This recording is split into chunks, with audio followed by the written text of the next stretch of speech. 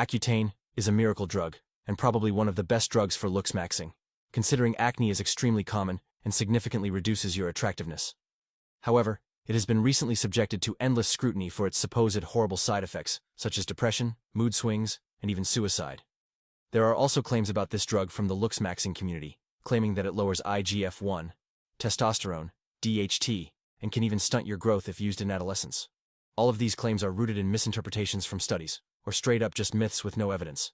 I will be going over each claim and scientifically dismantling it. The subject we'll first go over is the supposed mental side effects. To do this, we must first look at the origin of these claims.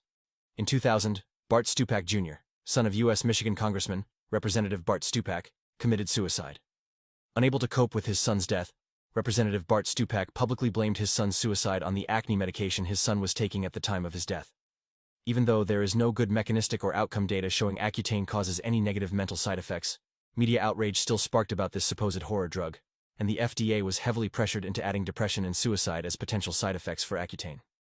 Now we'll be going over the real human data of Accutane in relation to mood, which we actually have 2 different meta-analyses, reviewing a combined total of over 50 different studies. Both meta-analyses showed Accutane significantly improved depressive symptoms and other mental health issues. There are many more studies on this that support my claim that Accutane only has positive effects in relation to mood, but I've already cited 2 meta-analyses and proved my point. The next series of claims we'll be investigating are Accutane's supposed reduction of certain hormones. First up, being testosterone and DHT.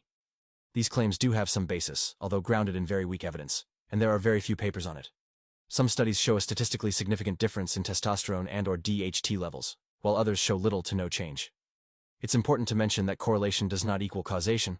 Testosterone and DHT levels fluctuate a ton throughout the day, so it could very well just be a coincidence.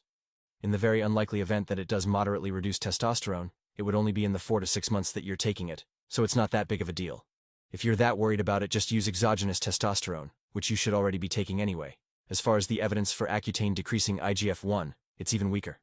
Some studies show a moderate dip in IGF-1 and IGF binding proteins, but like previously stated, correlation does not equal causation. IGF-1 fluctuates hour to hour, just like testosterone and DHT, so the time these blood tests were administered could significantly change the result. There's zero evidence to suggest these effects on IGF-1 are permanent, and like previously stated, even if Accutane did lower IGF-1, it would only be for the 4 to 6 months that you're on it, which doesn't matter in the grand scheme of things. Lastly, the misconception of Accutane stunting your growth comes from younger children, prepubertal or early pubertal, with neuroblastoma regimes, who were treated with extremely high dosages of Accutane for years, to which some premature plate fusion was observed. However, there is no good evidence that standard courses of Accutane in teenagers leads to premature plate fusion. We have studies like these, showing that teenagers treated with Accutane actually end up slightly taller than the control group treated with alternative medication, showing Accutane does not change final adult height.